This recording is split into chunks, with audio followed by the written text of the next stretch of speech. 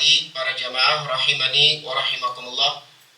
Alhamdulillah, segala puji bagi Allah Subhanahu wa taala yang karena limpahan nikmat dan taufiknya kita dipertemukan oleh Allah di majelis ini untuk kita duduk sejenak, kita memperbaharui keimanan kita kepada Allah Subhanahu wa taala, kita mengkaji ayat-ayat Al-Qur'an dan hadis-hadis Nabi sallallahu alaihi wasallam dan ucapan-ucapan para ulama, yang kita memohon kepada Allah duduknya kita di majelis ini semakin menambah keilmuan kita, semakin menambah ketakwaan kita kepada Allah Subhanahu wa taala. Innahu waliyyu dzalika wal qadiru alaihi. Para jamaah rahimani wa rahimakumullah, di antara pokok landasan akidah ahli sunnah wal jamaah adalah al-wala wal bara. Bahwasanya seseorang dituntut untuk dia membangun loyalitas dan membangun kebencian itu fillah, di jalan Allah, dan lillah, karena Allah Subhanahu wa taala. Ya, Nabi sallallahu alaihi wasallam mengatakan, thalathatun man wajada fihi thalathatun man kana fihi wajada halawatal iman. Barang siapa yang memiliki 3 hal berikut ini, maka dia akan merasakan, mendapati manisnya keimanan. Yang pertama, kata Nabi SAW, an yuhibballaha wa rasulahu, bahwasanya an yakunallahu wa rasuluh, bahwasanya dia wajib menjadikan Allah dan Rasulnya ahabba ilaihi mimma siwahuma. Allah dan Rasulnya lebih dia cintai daripada selain Allah dan Rasulnya. Kemudian yang kedua, an yuhibbal mar'u, seseorang mencintai, atau an yuhibbal mar'a la yuhibbuhu illa lillahi wa rasulih, seseorang mencintai orang lain karena Allah dan karena Rasulnya. Ya, ini yang ditekankan dalam pembahasan kita, yaitu seseorang wajib mencintai orang lain bukan karena apa-apa, tapi karena Allah dan Rasulnya, karena Islam. Ya. Maka akidah al-wala wal bara ini banyak ditulis oleh para ulama dalam kitab-kitab mereka, di mana ini menjadi perangai seorang muslim, terlebih seorang yang menisbatkan diri kepada ahlus sunnah wal jamaah. Dia wajib untuk menerapkan akidah al-wala wal bara, cinta dan benci karena Allah Subhanahu wa taala. Kalau ditanya kira-kira ada apa gerangan kok kita membahas masalah ini, ada fenomena apa kira-kira belakangan ini, kenapa ini perlu untuk kita sampaikan kepada kaum muslimin tentang al-wala wal bara, cinta dan benci karena Allah Subhanahu wa taala. Apa kira-kira yang mendasari kita kok mengambil tema ini? Bukan. Ya, ada kaitannya dengan yang terjadi belakangan ini di negeri kita. Apa kira-kira yang terjadi sekarang ini? Apa itu? Ya Pak? Ada dengar-dengar sedikit tadi. Fitnah, bukan. Apa berita apa yang viral sekarang? Bukan.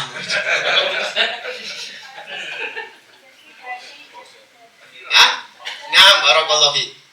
Ya, kedatangan seorang tokoh kafir di negeri kita. Walah. Baik. Ini kita dapati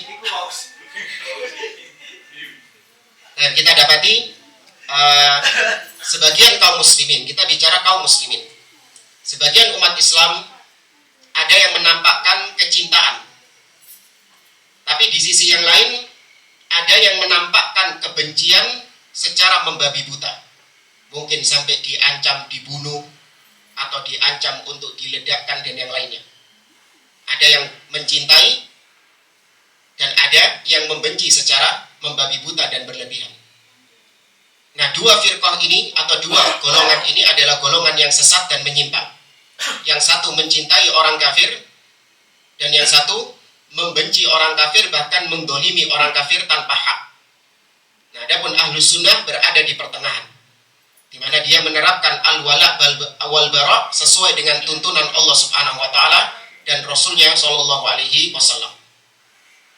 Dan kita mulai terlebih dahulu dengan al-wala, loyalitas atau mencintai. Seorang muslim dia wajib mencintai segala perbuatan-perbuatan yang baik dan mencintai orang-orang yang melakukan kebaikan.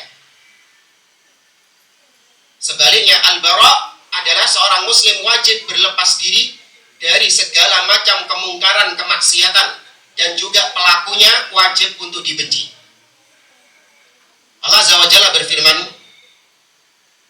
di dalam akhir surah Al-Mujadalah.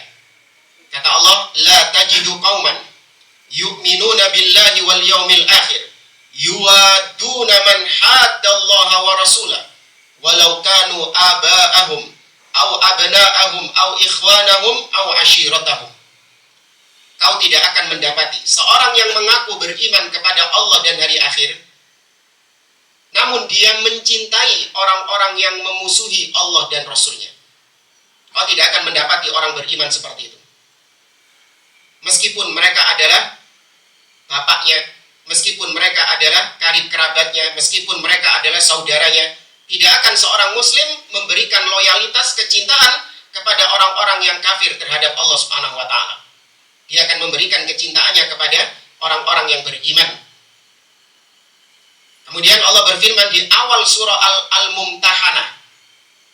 Kata Allah, ya ayyuhalladzina amanu la tattakhidhu aduwi wa aduwakum awliya tulquna ilaihim bil mawaddah. Wahai orang-orang yang beriman, jangan kalian jadikan musuh-musuhku sebagai orang-orang yang kalian cintai, di mana kalian memberikan mawaddah, memberikan kecintaan kepada mereka.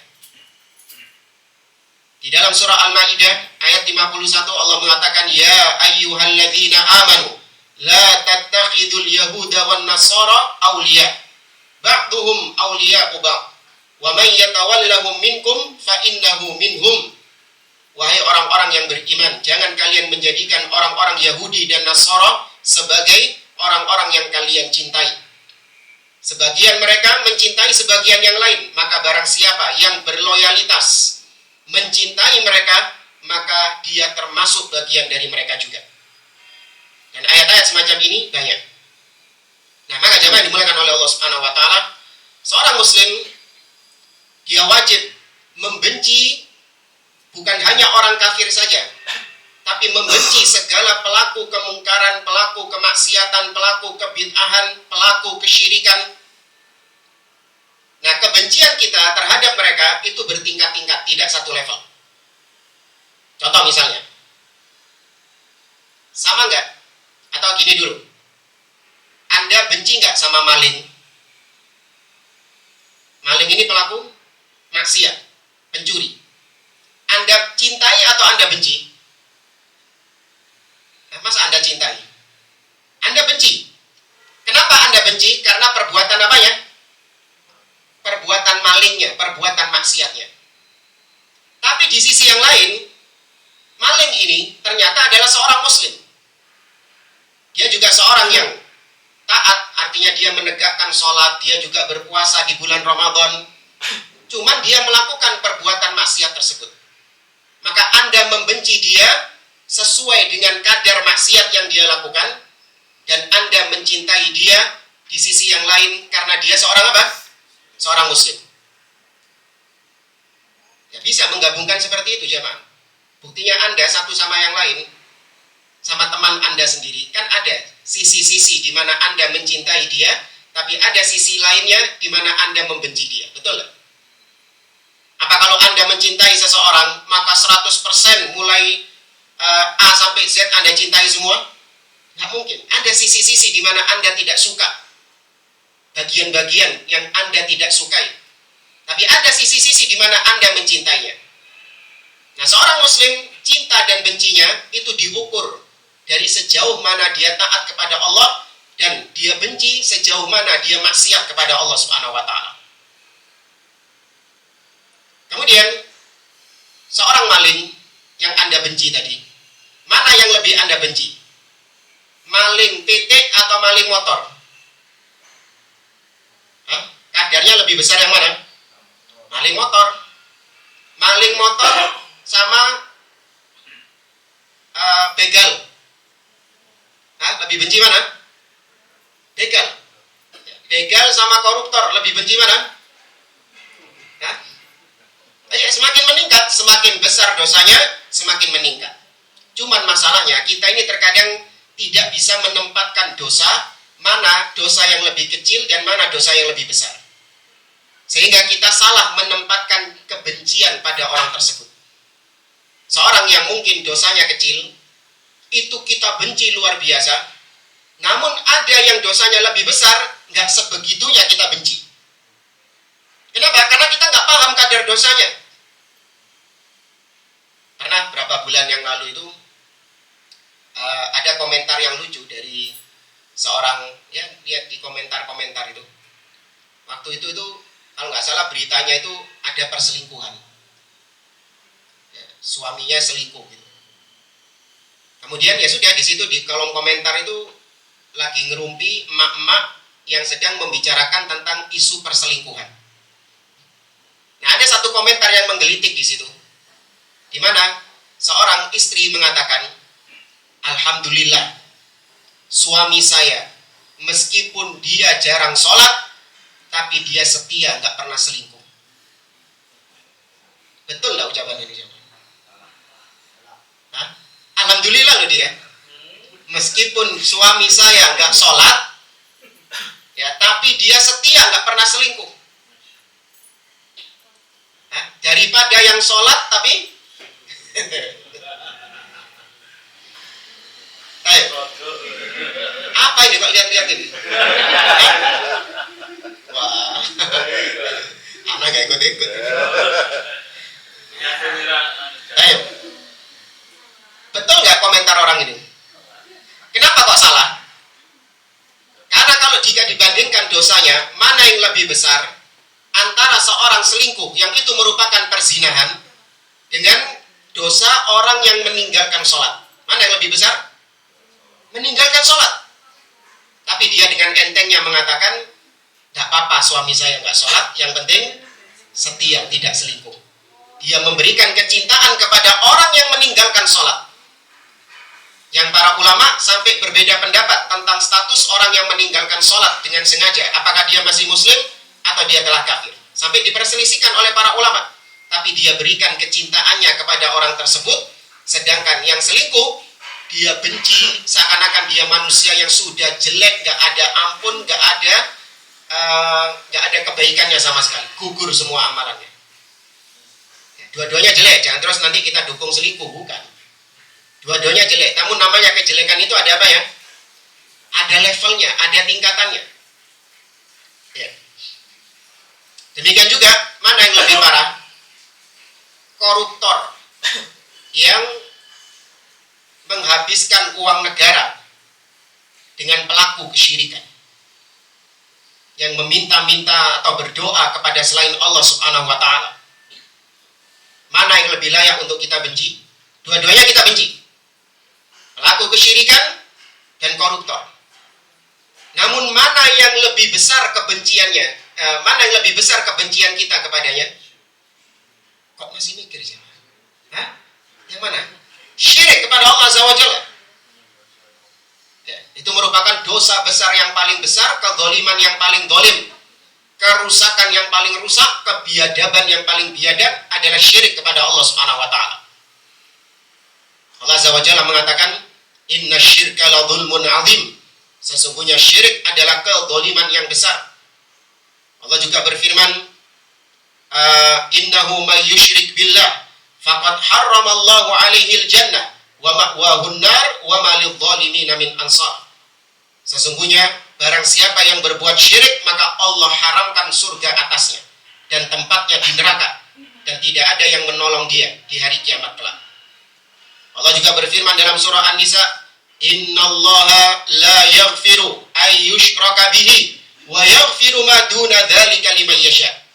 Sesungguhnya Allah tidak mengampuni orang yang mati dalam keadaan membawa dosa syirik. Tapi Allah masih mengampuni dosa-dosa yang di bawah kesyirikan. Termasuk apa yang di bawah kesyirikan? Korupsi. Itu di bawah kesyirikan atau di atas? Di bawah kesyirikan. Masih ada peluang, kalau dia mati, ada peluang untuk diapakan? Diampuni sama Allah Azza wa Jalla. Lima yasha, bagi yang Allah kehendaki, bukan pasti loh. Kalau Allah mau, ya Allah ampuni. Tapi kalau pelaku kesyirikan mati belum tobat dari syiriknya, la yaghfir, Allah tidak mengampuninya. Maka itu menunjukkan bahwa syirik adalah dosa yang besar, maka pelakunya lebih layak untuk mendapatkan kebencian dari kita, lebih daripada kita membenci pelaku-pelaku maksiat seperti korupsi, atau zina, atau narkoba, atau begal dan yang lainnya, pembunuh sekalipun, enggak. Kita lebih membenci pelaku kesyirikan itu. Nah, jangan dimulakan oleh Allah Subhanahu wa taala. Kembali kepada tema kita, al-wala wal bara. Kita tadi sudah kita sampaikan wajib membenci kemaksiatan.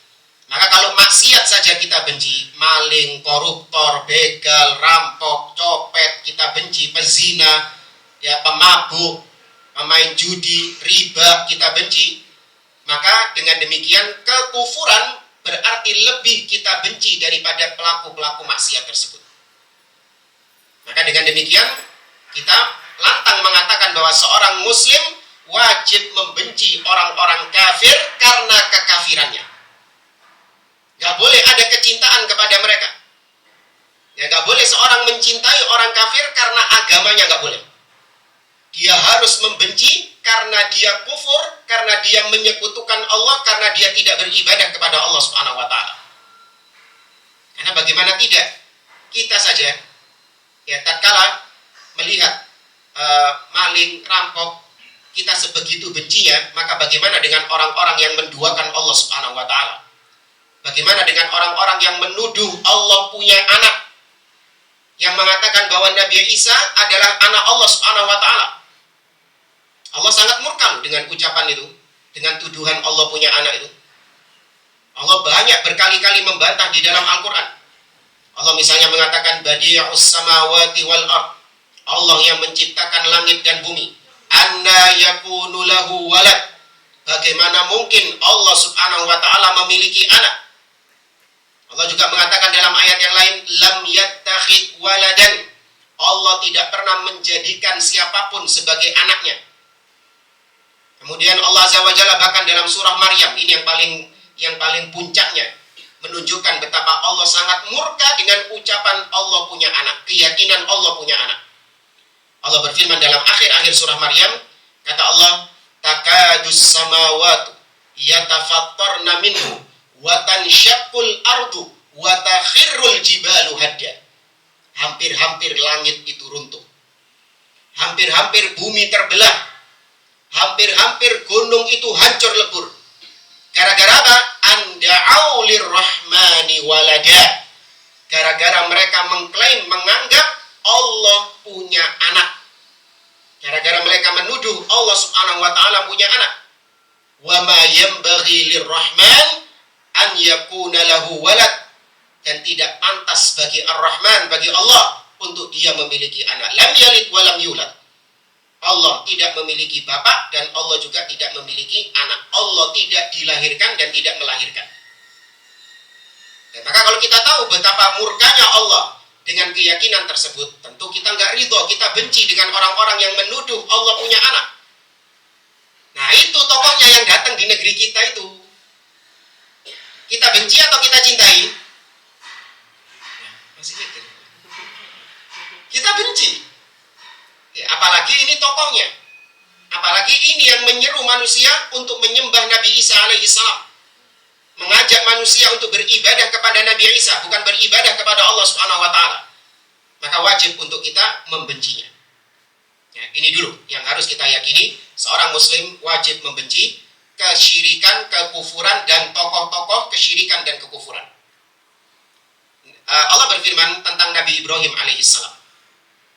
Di dalam surah Al-Mumtahanah Allah mengatakan, qad kanat lakum uswatun hasanatun fi Ibrahim walladzina ma'ahu id qalu liqaumihim inna bura'a'u minkum wa mimma ta'buduna min dunillah kafarna bikum wa bada bainana wa bainakumul adawatu wal baghdha'u abadan hatta tu'minu billahi wahdah. Sungguh telah ada suri tauladan pada diri Nabi Ibrahim dan nabi-nabi setelah beliau. Ketika mereka para nabi ini lantang mengatakan kepada kaumnya, inna bura'a'u minkum, kami berlepas diri, bara'.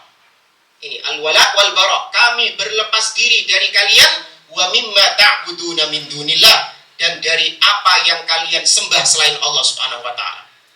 Kafarna bikum, karena kami menganggap perbuatan kalian ini adalah perbuatan kufur, beribadah kepada selain Allah Subhanahu wa taala. Dan telah nampak permusuhan, kebencian antara kami dengan kalian selama-lamanya, sampai kalian beribadah, beriman kepada Allah saja. Baru kita mencintai kalian. Tapi sepanjang kalian kufur kepada Allah, maka sepanjang itu kita membenci kalian. Ya, maka harus ada akidah al-wala wal bara'.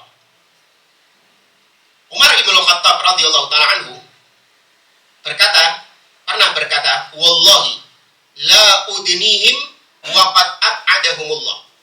Demi Allah, aku tidak akan mendekat kepada orang-orang kafir, karena sungguh Allah telah menjauhkan mereka. Wala u'izzuhum wa qad ahanahumullah.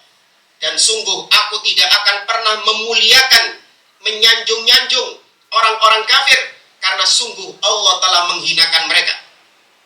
Wala ukrimuhum wa qad adallahumullah. Dan aku tidak akan meninggikan mereka, karena sungguh Allah telah merendahkan mereka. Ini kata Umar ibn Khattab. Beliau menerapkan akidah al-wala' wal bara', membenci orang-orang kafir karena kebenciannya. Ya. Namun para jamaah rahimani wa rahimakumullah, sebagaimana tadi kita singgung, Ahlus Sunnah pertengahan di antara dua kelompok yang menyimpang dalam menyikapi orang kafir. Kelompok yang pertama disebut atau diwakili oleh orang-orang liberal, di mana mereka menampakkan loyalitas yang luar biasa kepada orang-orang kafir, toleransi yang kebablasan kepada orang-orang kafir. Sampai pada titik mereka mengatakan bahwa orang-orang tersebut juga sama-sama orang beriman, juga sama-sama punya hak untuk masuk surga. Mereka juga sama-sama punya kesetaraan dengan kita. Nggak boleh, bahkan ngomong kafir kepada mereka saja nggak boleh. Menjuluki, menghukumi mereka sebagai kafir saja nggak boleh. Disuruh ngomong apa? Non-muslim, ya, bukan kul ya ayyuhal kafirun, kul ya ayyuha non-muslim. Ya, ini orang-orang liberal yang kebablasan toleransinya. Mereka memberikan kecintaan, bahkan mereka membenarkan agama-agama di luar Islam. Bahkan mereka mengatakan tadi, mereka juga punya jalan menuju surga. Alhamdulillah. Makanya kemarin kita lihat ada yang orang Islam sampai cium tangan, ya, bahkan sampai minta doa atau macam-macam lah, minta barokahnya. Ya itu netizen warga plus 62. Ya, kebiasaannya gitu. Sampai orang kafir sekalipun dimintai barokah, dimintai doa. Nah, di sisi yang lain ada kelompok Khawarij, yang satu ekstrim dalam mencintai toleransi, yang satu berlebih-lebihan dalam membenci. Di mana orang-orang Khawarij meyakini bahwa orang kafir wajib untuk ditumpahkan darahnya, wajib untuk dibunuh. Ya, sehingga mereka berupaya untuk membunuh setiap orang yang kafir, setiap orang yang tidak beriman kepada Allah dan Rasulnya. Dan mereka menunggangi ayat-ayat Al-Quran dalam hal ini. Allah berfirman misalnya dalam surah At-Taubah, qatilul ladzina la yu'minuna billahi wal yaumil akhir. Perangilah, bunuhlah orang-orang yang tidak beriman kepada Allah dan hari akhir. Maka di antara keyakinan mereka bahwa semua orang kafir itu wajib secara asal ditumpahkan darahnya. Makanya gak heran diledakkan, ngebom gereja, yang membunuh orang-orang kafir tanpa hak. Karena mereka keyakinannya seperti itu. Siapapun yang tidak beriman wajib untuk ditumpahkan darahnya. Berlebihan dalam membenci. Adapun Ahlus Sunnah pertengahan di antara dua kubu yang ekstrim. Ya, kita wajib membenci orang-orang kafir. Namun kebencian kita Jangan sampai kemudian membuat kita berlaku zalim kepada mereka. Dan kita wajib toleransi kepada orang kafir. Namun jangan sampai toleransi kita jangan sampai toleransi kita itu pada titik membenarkan ajaran mereka atau turut serta membantu mereka, memuliakan mereka, ikut andil dalam agama mereka. Enggak. Toleransi maknanya adalah dengan apa? Membiarkan mereka melakukan ibadahnya sendiri tanpa kita ikut andil di dalamnya, tanpa kita ikut support di dalamnya. Sahih jamaah? Betul? Itu toleransi. Membiarkan mereka melakukan peribadahan, dan demikian yang dilakukan Nabi SAW ketika di Madinah. Ketika di Madinah, Nabi menjamin kebebasan orang-orang Yahudi menjalankan agama mereka. Dibiarkan orang-orang Yahudi menjalankan ibadah mereka. Namun apakah pernah Anda dapati Nabi SAW ikut-ikutan di dalam agama mereka? Pernah Nabi ikut-ikutan? Enggak, Nabi suruh biarkan saja. Dan maka diantara yang kekeliruan dari sebagian orang yaitu toleransi yang kebablasan atau membenci orang-orang kafir yang kebablasan. Dan para jamaah rahimani wa rahimakumullah,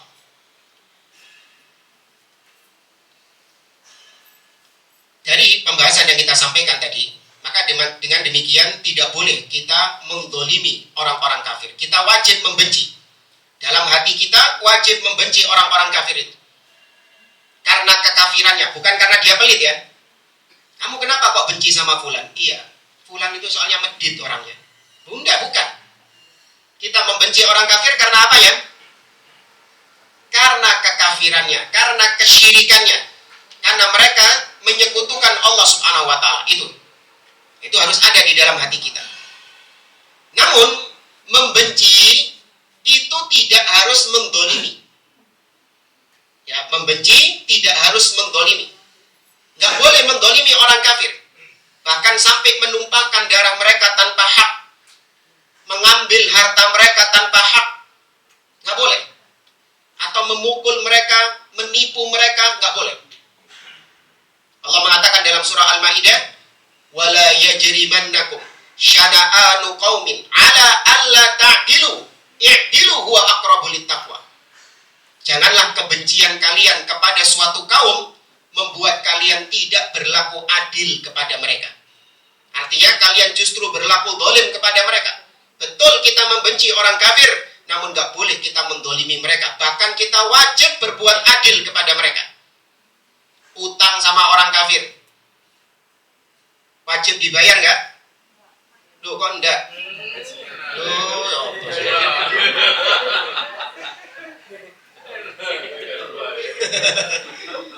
Haram itu.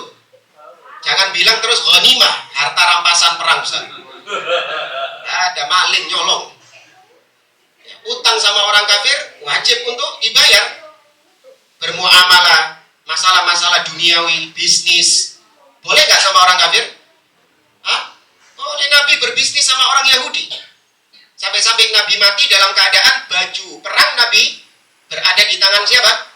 Berada di tangan orang kafir, tergadaikan di tangan orang kafir. Menunjukkan Nabi berbisnis, bermuamalah dengan orang-orang kafir. Lawang yang menguasai pasar di zaman Nabi itu orang apa? Yahudi yang menguasai pasar-pasar di Madinah ketika itu. Nggak masalah, cuman dalam bermuamalah dengan orang kafir tetap harus jujur. Nggak boleh gara-gara ini kafir diundak noregone atau ditipu, dikasih barang yang jelek, kasih barang yang expired. Kan dia orang kafir, Ustaz, biarkan dia. Nggak boleh, haram. Ya, bahkan kita wajib berlaku adil kepada mereka. Allah mengatakan juga dalam surah Al-Mumtahanah, kata Allah Subhanahu wa taala, la yanhakumullah 'anil ladzina lam yuqatilukum fid din wa lam yukhrijukum min diyarikum an tabarruhum wa tuqsitu ilaihim innallaha yuhibbul muqsitin. Kata Allah, Allah tidak melarang kalian untuk kalian berbuat baik dan berbuat adil kepada orang-orang kafir sepanjang mereka tidak memerangi kalian dan tidak mengusir kalian dari rumah-rumah kalian. Sesungguhnya Allah mencintai orang-orang yang berbuat keadilan. Maka boleh, bahkan dianjurkan kita berbuat baik kepada mereka bukan malah mendolimi mereka. Namun jangan disalahartikan, berbuat baik kepada mereka itu bukan berarti kemudian mencintai mereka, enggak. Hati tetap apa? Hati tetap membenci. Loh kok bisa Ustaz? Hati membenci tapi berbuat baik kepada mereka? Bisa. Contoh ya, binatang misalnya. Antum, babi sepakat ya, benci ya sama babi ya. Ya. Antum benci sama babi, Anda benci sama babi. Bagaimana ketika Anda mendapati ada babi yang kecepit? Ya apa babi kecepit? Ya, kecepit pintu misalnya. Atau babi terkurung di dalam rumah kosong, nggak bisa keluar selama berhari-hari. Anda benci sama babi. Tapi apa yang Anda lakukan ketika itu? Hah? Tuh, menolong. Kok dibunuh? Ya, Anda tolong. Apakah ketika Anda menolongnya berarti Anda merubah kebencian menjadi cinta sama babi? Enggak, tetap kita benci sama dia. Nah, itu contoh yang nggak masuk akal ya. Maksudnya nggak sehari-hari kita. Ya segini saja yang mungkin kita alami. Misalnya ya, Anda kan tadi benci sama pelaku maksiat, seperti peminum khamr, pemabuk. Anda dapati ada orang yang mabuk berat sampai geletak di tengah jalan. Sampai geletak di tengah jalan. Maka kemudian apa yang Anda lakukan? Anda benci kan sama orang yang mabuk ini? Kok enggak sih? Iya, Anda benci sama orang ini karena dia pelaku maksiat, minum khamr. Kemudian dia geletak di tengah jalan. Apa yang Anda lakukan? Kelindes. Pak polisi tidur. Diapakan? Dia dibiarkan. Nyangka sadis-sadis.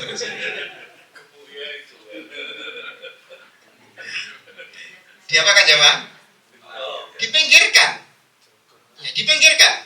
Ketika Anda meminggirkan dia, apakah berarti Anda cinta sama dia? Tidak. Anda tetap benci sama dia. Cuman Anda berbuat baik, berbuat ihsan. Ya. Maka demikian juga dengan orang kafir, kita berbuat baik kepada mereka sepanjang itu tidak berkaitan dengan agama mereka, tidak berkaitan dengan akidah mereka. Ya, kita berbuat baik kepada mereka. Contoh misalnya punya tetangga kafir. Ya, tetangga kita ini lagi sakit. Boleh nggak kita ngasih obat atau kita antarkan ke rumah sakit? Ya, boleh. Tapi ya dilihat-lihat dulu kalau lawan jenis. Jangan terus boleh-boleh kesempatan. Oh, kata Ustadz boleh nih. Ketepaan tonggone ayu. Iya diantar no. Padahal tonggo sebelah nih ya podo kafire pisan. Tapi ya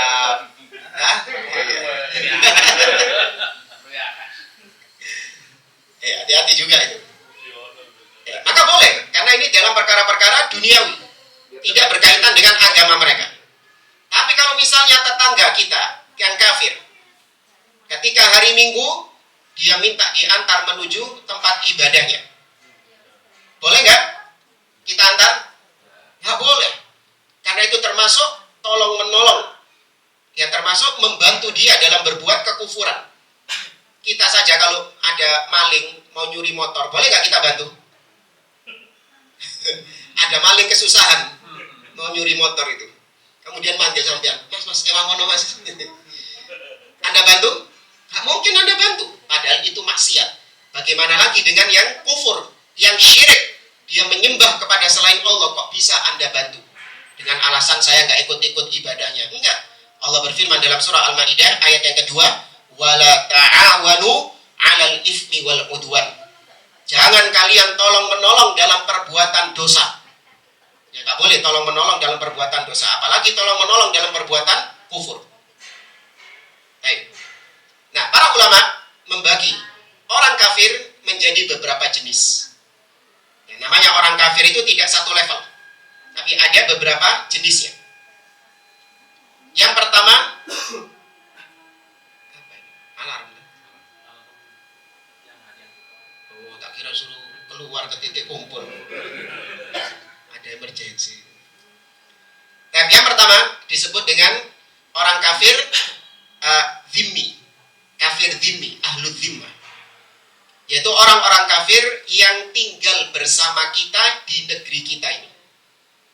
Ya, orang-orang kafir yang tinggal bersama kita di negeri kita ini.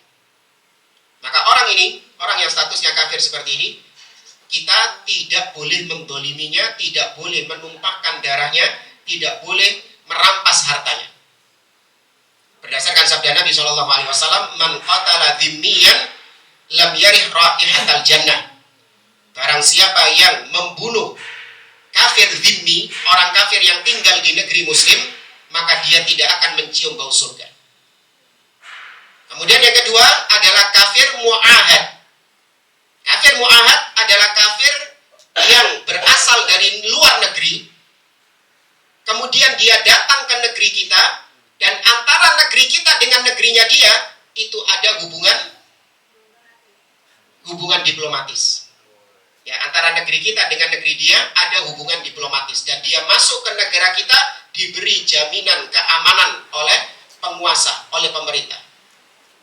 Maka di sini Nabi SAW juga berucap seperti hadis tadi, man qatala mu'ahadan lam yaruh raihatal jannah.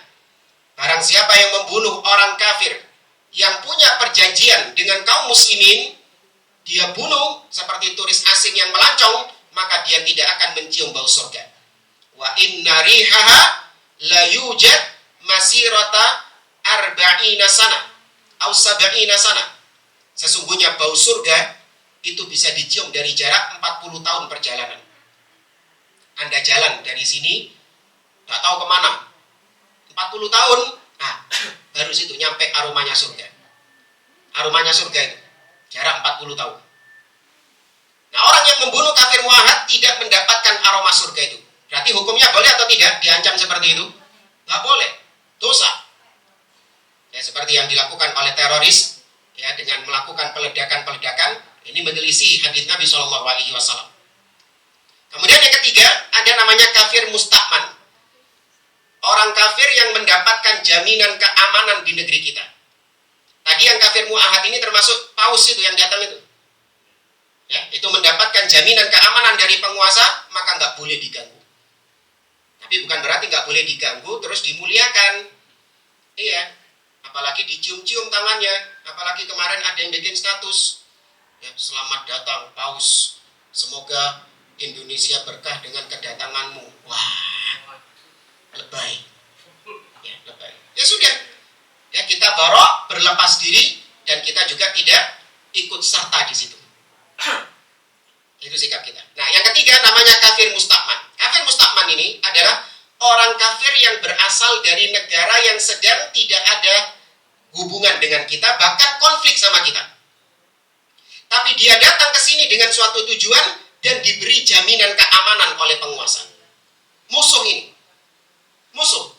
Tapi dia datang ke negeri kita, diberi jaminan keamanan oleh penguasa. Entah mau mengadakan apa?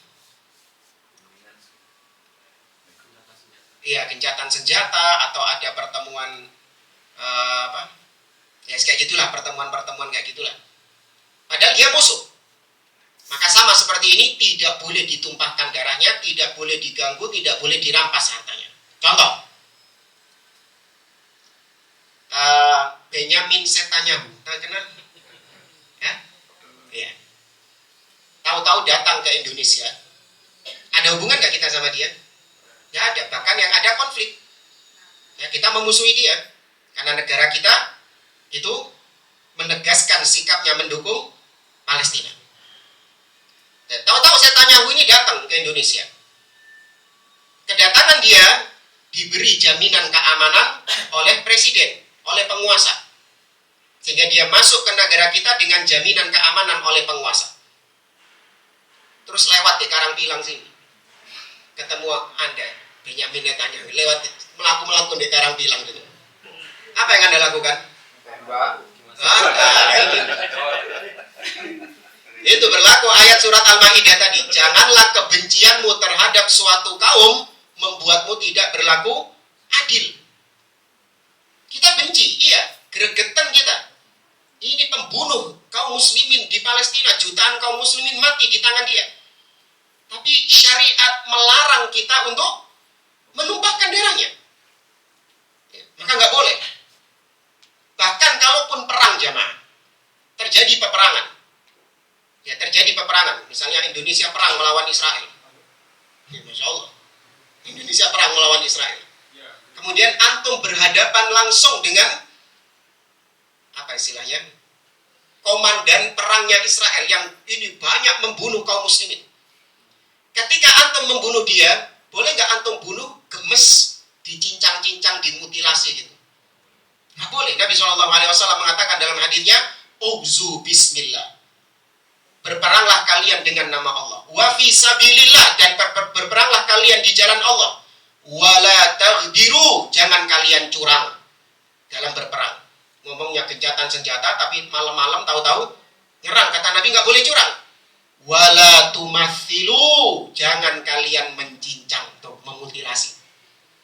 Kaisok iki gemes iki. Oh, jangan kebencianmu akhirnya melanggar syariat. Ya, melanggar hadis Nabi SAW. Ya, maka nggak boleh ditumpahkan darahnya. Dari sini kita tahu apa hukumnya main hakim sendiri, ya, mukuli, gebuki, maling rame-rame. Apa hukumnya? Haram. Nggak boleh, itu bukan wewenang kita. Nggak boleh kita nangkap maling, kemudian kita gebukin sampai babak belur, haram hukumnya. Ya kalaupun kalaupun memang dia maling, ada namanya pengadilan. Dan berapa banyak orang-orang yang salah gebukin orang, sampai melenyapkan nyawanya, sampai menghilangkan, membuat orang tersebut cacat, korban main hakim sendiri. Banyak ya, atau sedikit? Banyak. Nggak boleh dolim. Ya, maka nggak usah ikut-ikutan kalau ada seperti itu. Gemes Ustadz, soalnya ini, soalnya ini yang meresahkan kita selama ini. Ya, kampung kita itu banyak kehilangan motor gara-gara ini. Kita resah, kita gemes. Iya, gemes-gemes. Jangan sampai kegemesan kita itu membuat kita akhirnya berbuat dolim kepada dia. Nggak boleh. Seorang muslim harus berjalan di atas syariat. Ya, bukan berjalan di atas hawa nafsunya. Belani gemes, belani gregetan, akhirnya batasan-batasan syariat dilanggar sama dia. Nggak boleh. Ya, termasuk kepada orang kafir tadi. Dan yang terakhir, keempat, kafir apa namanya? Harbi. Nah, kafir harbi, yaitu kafir yang memerangi kaum muslimin. Seperti orang-orang Yahudi Zionis di Palestina yang yang memerangi kaum muslimin di Palestina. Maka itu ditumpahkan darahnya, dibunuh.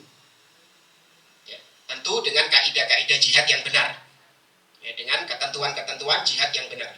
Kalau di negeri kita seperti penjajah Belanda dahulu, yang menjajah kaum muslimin, menjajah negeri kaum muslimin, menjajah Indonesia, itu termasuk kafir harbi.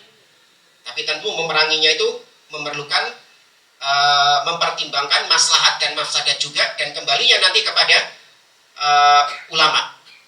Ya, kembalinya nanti kepada ulama, bukan terus modal nekat, enggak. Ya, modal takbir enggak. Harus diperhitungkan.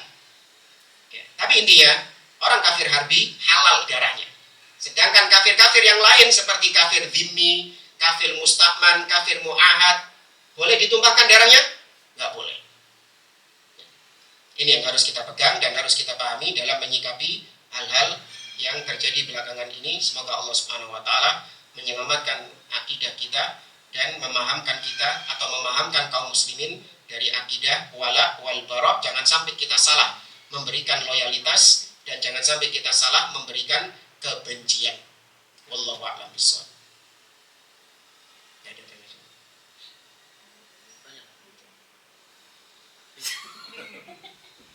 Soal tadi jemput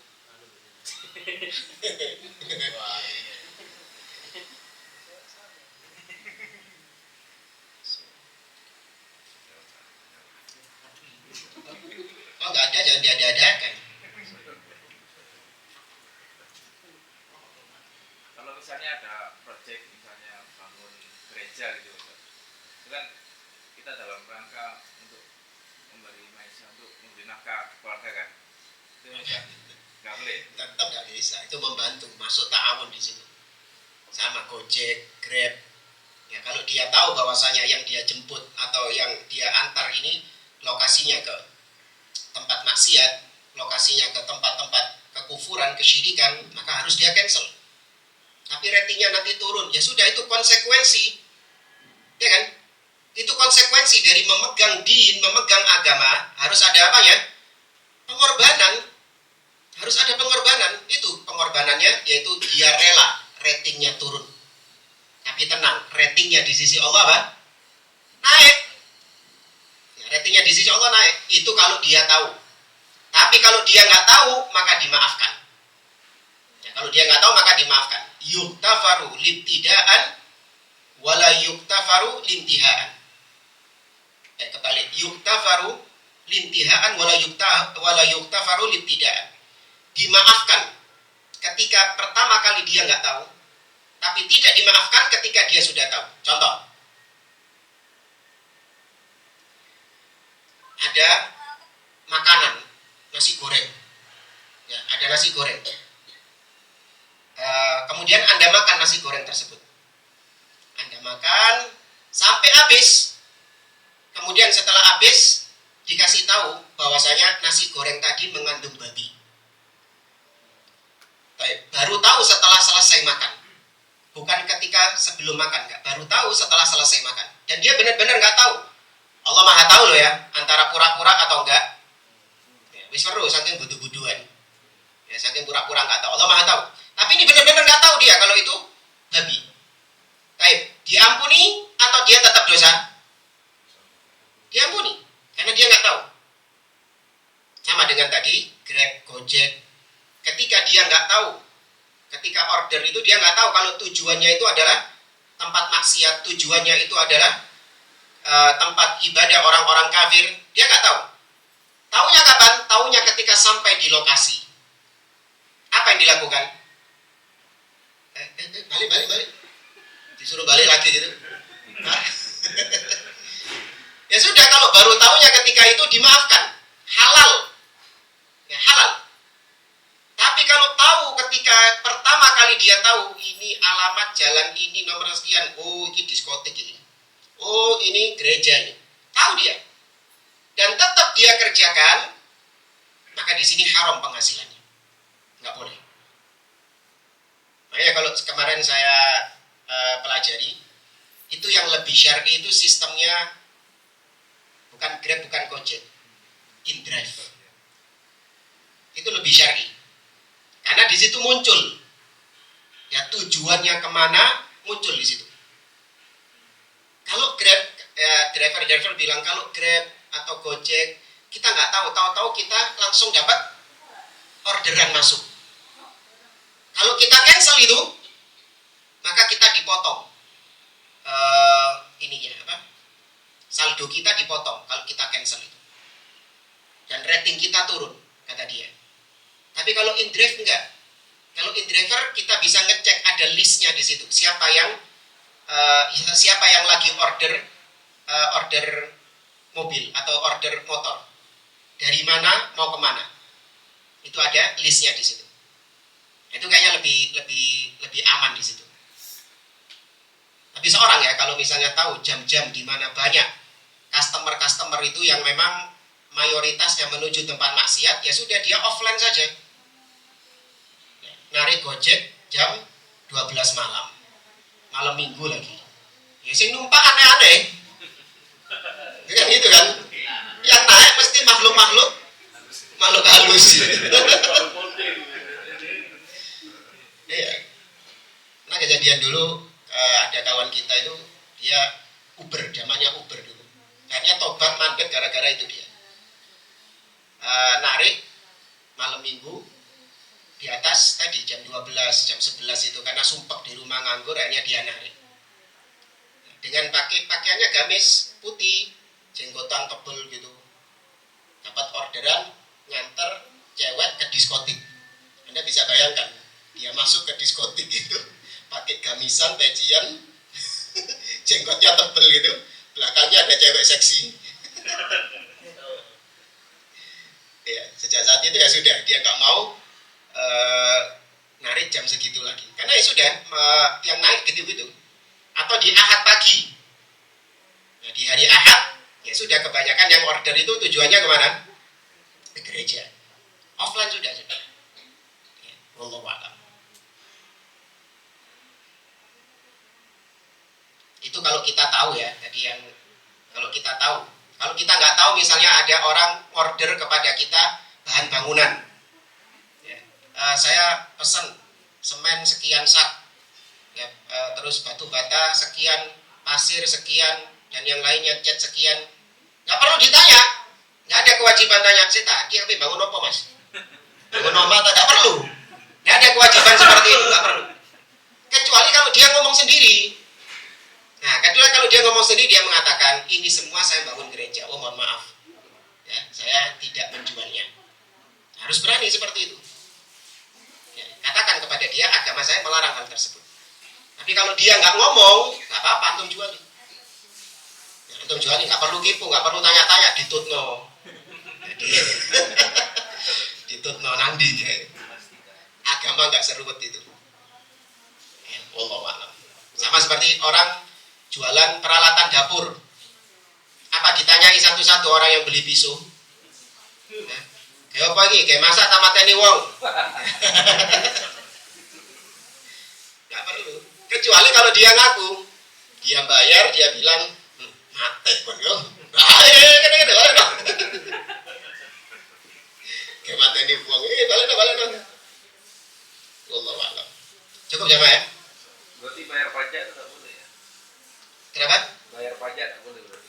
Secara asal ya, cuman karena dipaksa, maka ya sudah, nggak bisa kita menghindar dari kewajiban tersebut. Gimana caranya menghindar? Nggak bisa. Ya, karena itu paksaan dari penguasa, dan Nabi SAW mengatakan, wa in daraba dhahruka wa ukhidha maluk isma' wa ati', kata Nabi. Dalam hadis Hudzaifah ibnul Yaman, riwayat Imam Muslim, Nabi mengatakan, sayakunu ba'di a'immatun la yahtaduna bihudai wa la yastannuna bisunnati. Akan ada sepeninggalku pemimpin-pemimpin yang tidak menggunakan petunjukku dan tidak menggunakan sunnahku dalam kepemimpinannya. Wa sayaqumu fihim rijalun qulubuhum qulubus syayatin fi juthmani ins. Dan akan ada di antara mereka orang-orang yang berhati setan namun dalam jasad manusia. Kata Hudzaifah, kaifa asna'u ya Rasulullah in adraktu dzalik? Apa yang aku lakukan ya Rasulullah ketika aku mendapati pemimpin yang seperti itu? Nabi mengatakan, tasma' wa tuti' lil amir. Kau tetap mendengar dan taat kepada pemimpin itu. Wa in duriba dhahruka wa ukhidha maluk. Meskipun punggungmu dipukul, meskipun hartamu dirampas. Tuh. Dosanya dosa siapa? Dosa pemimpin.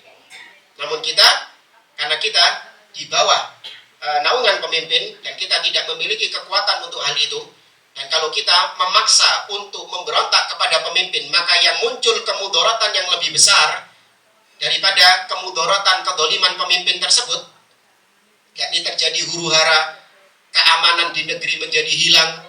Itu kan lebih besar daripada kedolimannya pemimpin narik pajak tadi. Ya kan, stabilitas keamanan jadi hilang. Ya, maka tetap ditaati kata Nabi, tasma' wa tuti'.